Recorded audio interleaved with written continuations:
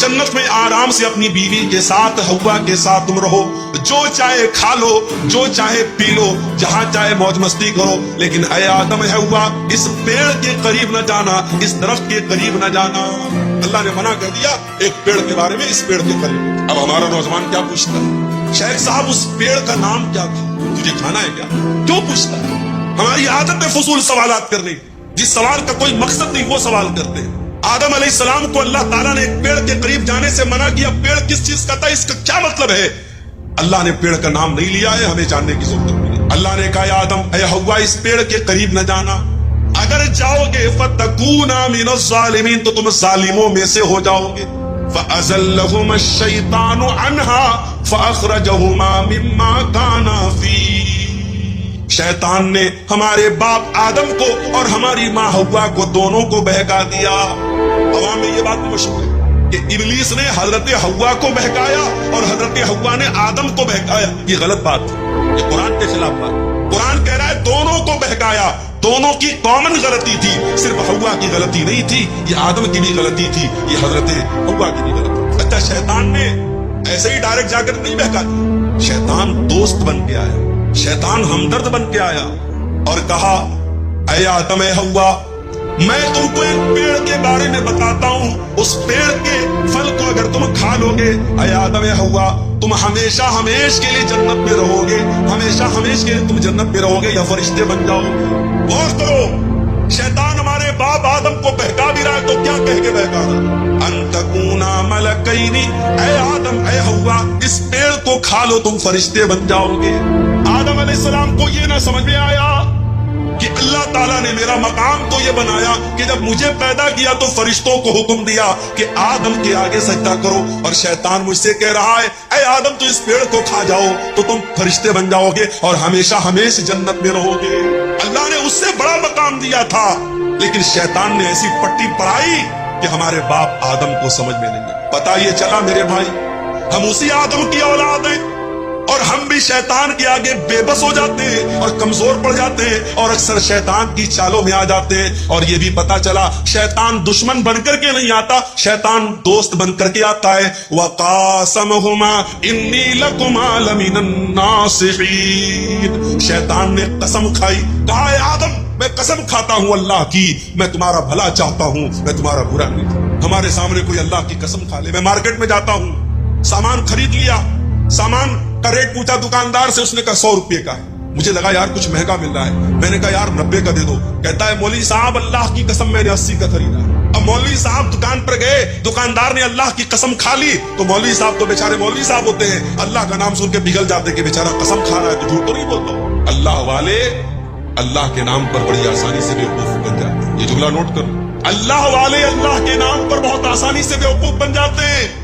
हैदराबाद जैसी सरजमीन पर मैं गया, वहां लोगों ने बताया मौलवी साहब बड़ी बड़ी दाढ़ी वाले और माथे पर सज्जे का निशान रखने वाले, आज बिजनेस में हालत ये है लाखों और करोड़ों का लोगों का माल लेकर के बैठे हुए हैं, दुकान बंद करके गायब है और लोग परेशान हैं। कितने लोगों ने माल बेचा है, पैसा लेने के लिए जा रहे तो दुकान बंद है, दाढ़ी इतनी बड़ी है और सज्जे का निशान इतना बड़ा है, आदमी धोखा खा गया कि इतना नेक इंसान है, ये तो फ्रॉड नहीं करेगा, ये तो धोखा नहीं करेगा। मेरे भाइयों, अल्लाह वाले अल्लाह के नाम पर बड़ी आसानी से इब्लीस ने कसम खाई, कहा मैं तुम्हारी भलाई चाहता हूं।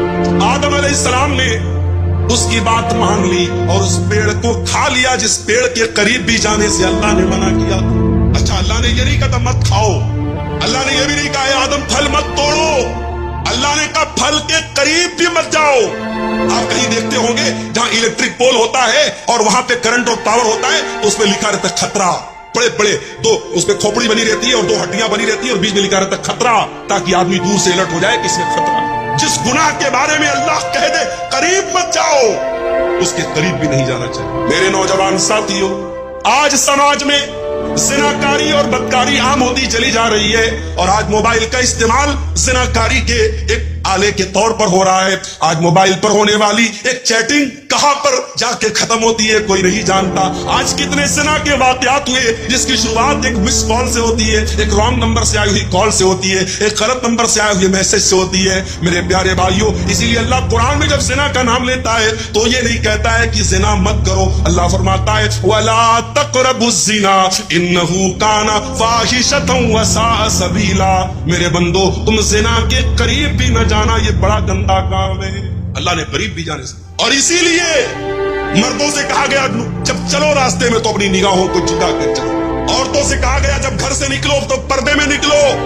अपने घर में अपने भाई के सामने, अपने बाप के सामने, अपने महरम रिश्तेदार के सामने भी औरत से कहा गया वलियज़रिबन बिखुमुरिहिन्ना अला जुयूबिहिन्ना, अपने दुपट्टे को अपने सीने पर रखो, अपने सीने को खुला मत रखो। क्यों मेरे भाई? इसलिए कि कुरान हमें ज़िना के करीब भी जाने से मना। इंडिया की हुकूमत ने इजाजत दे दी। इंडिया से कोई औरत अगर हज करने जाना चाहती है, उम्रा करने जाना चाहती है, उसे किसी मर्द की जरूरत नहीं है, वो अकेली जा सकती है, उसे किसी महरम की जरूरत नहीं है। मगर आप किसी आलिम से फतवा जाके पूछो, कटिहार का इलाका है, मौलाना रहमतुल्लाह साहब बड़े आलिम है, शेख इनामुल हक मदनी साहब बड़े आलिम है, अब जाके पूछो कि शेख साहब औरत उम्रा करने जाना चाहती है, उसका कोई महरम रिश्तेदार नहीं है, क्या कर सकती है? उलमा जवाब देंगे नहीं कर सकती है। क्यों? आज के दौर में कोई पुराने जमाने की तरह सफर नहीं हो रहा है, घोड़े पे सफर नहीं हो रहा है, ऊंट पे सफर नहीं हो रहा है, फ्लाइट का सफर है। बाप डोगरा और कलकत्ता से आप फ्लाइट पकड़े और डायरेक्ट आप सऊदी अरब पहुंच जाए, रियाद पहुंच जाए, 4 घंटे में आप सऊदी अरब पहुंच जाए। आज के दौर में तो कोई खतरा नहीं है। मगर उलमा जवाब यही देंगे कि ये कुरान, ये नबी का हुक्म है, ये शरीयत का हुक्म है, हमें इसमें मंतिक नहीं लगाना है, हमें इसमें लॉजिक नहीं लगाना है। औरत को अगर उम्रा करना है, हज करना है, तो उसका कोई महरम रिश्तेदार होना चाहिए या उसका शौहर होना चाहिए। मेरे प्यारे साथियों, क्यों इस्लाम ने ये हुक्म दिया? इसलिए कि इस्लाम जिना के करीब भी जाने से अल्लाह ने कहा था आदम तुम इस पेड़ के करीब भी न जाना। शैतान ने बहकाया और आदम अलैहिस्सलाम ने और उनकी बीवी हव्वा ने, दोनों ने उस पेड़ को खा लिया, उसके फल को खा लिया। अब जैसे ही दोनों ने फल को खाया, कुरान क्या कहता है? फलम्मा ज़ाक़ा अश-शजरत बदत लहुमा सौआतुहुमा व तफ़िका यक़सिफ़ानि अलैहिमा मिन वरक़िल जन्ना। दोनों ने जब उस पेड़ को खा लिया तो दोनों के बदन से कपड़े उतर गए और दोनों नंगे हो गए। हमारे बाप आदम भी नंगे हो गए, हमारी माँ हव्वा भी नंगी हो गई। हाय हाय, अब जैसे नंगे हुए, अच्छा इसका मतलब कि जन्नत में कपड़ा था, इसका मतलब कि जन्नत में कपड़ा था, दोनों कपड़ा पहने हुए थे, कपड़े उतर गए, दोनों नंगे हो गए। अब नंगा रहना उनको पसंद नहीं है। कुरान कहता है दोनों अपने आप को कवर करने लगे, ढांपने लगे। जन्नत के जो पेड़ पौधे थे उसके पत्तों से अपनी शर्मगाह को ढांपने लगे। पता ये चला कि नंगा रहने वाला और नंगी रहने वाली औरत ये हजरत आदम की औलाद में से कहलाने की हकदार नहीं है। आदम का कल्चर ये नहीं है, ये हव्वा का कल्चर नहीं कि नंगा रहा जाए। आज चले जाओ, आपके इंडिया की बात कर रहा हूँ, आप गोवा में चले जाओ, गोवा में चले जाओ, समंदर के बीच पर जवान जवान औरतें पूरे जिस्म को नंगा करके धूप खा रही है और दुनिया कहती है साहब ये बड़े मॉडर्न लोग हैं, बड़े ये तरक्की याफ्ता लोग हैं। मैं थूकता हूँ ऐसी तरक्की पर, मैं थूकता हूँ ऐसी तहजीब पर, मैं थूकता हूँ ऐसे कल्चर पर। ये आदम का कल्चर नहीं है, ये हव्वा का कल्चर नहीं है। मेरे बाप आदम और मेरी माँ हव्वा के बदन से जब कपड़ा उतरा, दोनों को शर्म महसूस हुई और दोनों ने अपनी शर्मगाह को कवर किया, अपने आप को कवर किया, अपने आप। अब अल्लाह ने कहा ऐ आदम मैंने तुमको मना किया था, ऐ हव्वा मैंने तुमको मना किया था उस पेड़ के करीब न जाना, तुमने पेड़ को क्यों खाया? ऐ आदम ऐ हव्वा तुमने बहुत गलत काम किया। मैंने बताया था शैतान तुम्हारा बहुत बड़ा दुश्मन है, फिर तुम शैतान की चाल में आओ। अब हजरत आदम को एहसास हुआ, हजरत हव्वा को एहसास हुआ कि हमसे गलती तो बहुत बड़ी। अब दोनों ने अल्लाह की बारगाह में कहा रब्बना ज़लमना अनफुसना व इल्लम तग़फिर लना व तरहमना लनकूनन्ना मिनल ख़ासिरीन। दोनों ने पुकारा ऐ हमारे परवरदिगार, हमने ये गलती करके अपने ऊपर बहुत बड़ा जुल्म कर लिया, बहुत बड़ा अत्याचार कर लिया। एक नुक्ता बताओ, एक पॉइंट बताओ, कोई गुनाह करने वाला किसी और पर जुल्म नहीं करता है, सबसे पहले वो अपने ऊपर जुल्म करता है। जो हराम काम करता है, जो ज़िना करता है, जो शराब पीता है, जो जुआ खेलता है, जो नमाज नहीं पढ़ता है, जो अल्लाह को नाराज करने वाला कोई भी काम करता है, वो सबसे पहले अपने ऊपर अत्याचार करता है, अपने आप को हलाकत में डालता है। हमारे बाप आदम की दुआ हमें ये सबक दे रही है, रब्बना ज़लमना अनफुसना, ऐ हमारे परवरदिगार हमने अपने जान के ऊपर जुल्म किया है, व इल्लम तग़फिर लना व तरहमना, और अल्लाह अगर तूने हमें माफ न किया और तूने हमको नहीं बख्शा, तूने हम पर रहम न किया, लनकूनन्न मिनल खासिरीन, ऐ अल्लाह हमसे ज्यादा खसारे वाला, हमसे ज्यादा नुकसान वाला कोई नहीं होगा। अल्लाह ने तौबा, देखो गलती तो इब्लीस ने भी की थी। अल्लाह ने इब्लीस से कहा था आदम को सजदा करो, इब्लीस ने कहा मैं नहीं करूंगा, इब्लीस ने सजदा नहीं किया। गलती इब्लीस ने भी की, गलती आदम ने भी की, मगर इब्लीस का तरीका ये है कि गलती करके ढिठाई करो, चोरी करके सीना चोरी करो, गुनाह करके गुनाह की दलील दो, और आदम का तरीका ये है गुनाह हो जाए, गलती हो जाए, खता हो जाए, अल्लाह से माफी मांगो। मेरे भाइयों, अब जो आदम की औलाद है, जो आदम से अपना रिश्ता जोड़ता है, उससे अगर कभी गुनाह हो जाए तो वो तौबा कर ले। इसीलिए अल्लाह के प्यारे नबी फरमाते हैं कुल्लु बनी आदम खत्ताउन व खैरुल खत्ताइन अत्तवाबून, ऐ आदम की औलाद तुम सब के सब गुनहगार हो, तुम सब के सब खताकार हो। आदम का हर बेटा खताकार है, हव्वा की हर बेटी खताकार है। अगर कोई कहता है साहब मौलवी साहब मैंने आज तक कभी कोई गुनाह नहीं किया है, झूठ बोल रहा है, कोई ये दावा कर ही नहीं सकता उसने कभी कोई गुनाह नहीं किया। हर इंसान के दामन पे कुछ न कुछ धब्बे जरूर है मेरे भाई, ये अलग बात है। किसी के धब्बे नजर आते हैं और कोई चमकीला कपड़ा पहन के और व्हाइट कलर का कुर्ता पहन के और बेहतरीन टोपी लगा के निकलता है, उसका कपड़ा और उसका उजला कपड़ा उसके दामन के स्याह उसके कारनामों को छुपा लेता है, मगर दामन सबका गंदा है मेरे प्यारे भाइयों। अल्लाह के नबी कह रहे हैं आदम के तमाम बेटे खताकार हैं, लेकिन हाँ सबसे बेहतरीन खताकार वो है अत्तवाबून, जो खूब तौबा करता हो, जो खूब अल्लाह से माफी मांगता हो। मेरे प्यारे साथियों, गुनाह हो सकता है, गुनाह करने के बाद इंसान को तौबा करनी चाहिए। जानते हो गुनाहों की वजह से दुनिया में जितनी कौमें तबाह हुई सब गुनाह की वजह से। कौमें आद का नाम सुना है?